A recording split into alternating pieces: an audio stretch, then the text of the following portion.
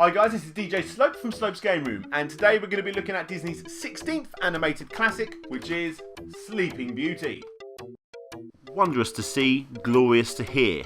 First released on January 29th, 1959.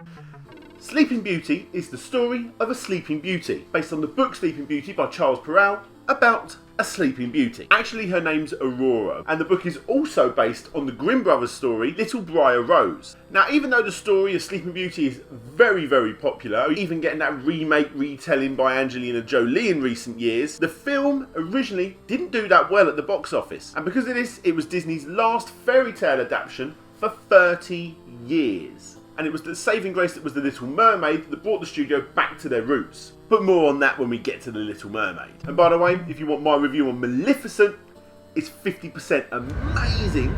Well. And 50% what the... Anyway, back to Disney's version, Sleeping Beauty. And if you're like me and it's been quite a while since you've watched the original, let me talk you through it. After waiting and waiting, the King and Queen are finally blessed with a child. There's this massive christening, everyone around the kingdom is super excited, there's a brand new bank holiday Monday put into place, and at the christening you get 3 fairies that come along, Flora, Fauna and Merryweather. And between the 3 of them, they bless the child with gifts, beauty and song. Then Maleficent appears. No, not that one, the real one. That's better. And due to jealousy, she curses the young child. Before the sun sets on her 16th birthday, she will prick her finger on the spindle of a spinning wheel and die. Yep, die. No messing about. However, Fairy Merryweather manages to sort of mix up the spell a little bit, and instead of dying, puts her into an eternal sleep, with the only way of waking up being true love's first kiss. Anyway, scared about this, the king orders all of the spindles in the entire kingdom to be destroyed. Even with this, the fairies still don't think he's done enough, and they all decide to take Aurora into the forest in a little cottage with the fairies looking after her. They plan to do this until her 16th birthday, and she has no clue that she's the princess. Now, where have I heard this before? And that's exactly what they do. Time passes quite quickly, as it does in a Disney movie, and we finally get to see Aurora just about as she's 16 years old.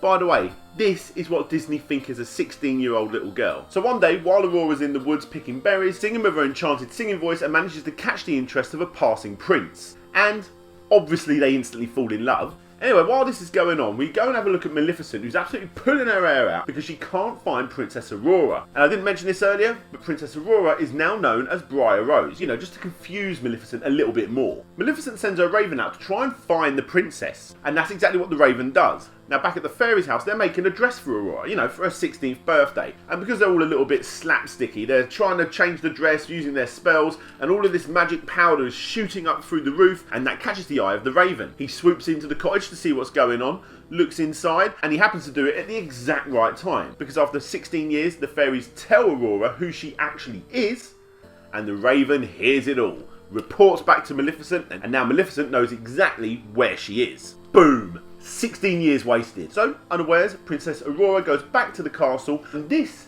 is where Maleficent comes along in sort of a spiritual form. Hypnotises Princess Aurora, she goes along, pricks her finger on the spindle of a spinning wheel, and there you go. One eternal death-like sleep. So with all lost and all of this time wasted, the fairies decide to do what any normal fairy would do. And that is to put a spell on the entire kingdom, putting everybody in eternal sleep until she wakes up. Nice. Anyway, it's not long after this that they realise that the prince, you know, the one that they saw in the woods earlier on, who's not part of the kingdom that's asleep, needs to be the one to save Princess Aurora. The guy goes up against Maleficent's mad skills, smashing through a forest of thorns. Maleficent turns into this big dragon. He manages to kill her with his sword and a little bit of help from the fairies. He runs up to go see Sleeping Beauty, gives her a kiss, she wakes up, and they get married. The end. And as they say, they all live happily ever after. So like I've said in my previous Disney reviews, click here to see them. I'm a big fan of these Grimm brothers fairy tale adaptations. And obviously, being a big fan of Disney and those Grimm brother fairy tales, I love this movie. I think it's aged exceptionally well. It's such a great watch. So if it's been a little while for you and you want to rehash yourself in the story of Sleeping Beauty, don't watch this, watch this. Anyway, that's enough about the movie. Let's have a look at the games. So, just like a lot of the earlier films, you're not going to be surprised to hear that there really isn't that much of a solid game here.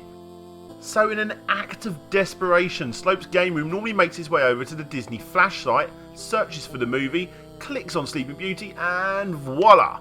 Now, obviously you got these games here, but they're all not based on the movie, they're just puzzle games and pair games, that sort of stuff, and they have all of the Disney princesses' faces on them. The only real game is this, Sleeping Beauty's Enchanted Journey. So, let's have a look. Can you see the trouble I'm up against here? I've got to talk to you guys about this game in an interesting way. So what you're seeing here is me playing the game, and other than that, the fact that the game crashes every time you try and start up a level, which forces you to minimise and maximise the screen to reset it. Surprisingly, it does actually cover the story, well at least the first part of the story, fairly well. The graphics are pretty good, and come on Slope, we got to find something to talk about here. It's easier on hard mode? The idea of the game is simple. You go from left to right automatically. I'm not controlling Princess Aurora. And all you need to do is click on the pink circles. You need to make sure you do it in order, and the Disney music plays in the background. Annoyingly, it doesn't really even go to the beat, you just click in circles. And that's it. Well, this was a quick episode, because unfortunately, other than the DVD game, yet again you got the obvious brilliant appearance in Kingdom Hearts, but that is it.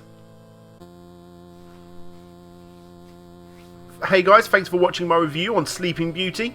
If you want to check the last one out or the next one, click any of the links that you see here. If you want to see my videos a week early, then check me out over on Patreon. Please favourite, rate, comment and subscribe, and hopefully I'll see you all next time.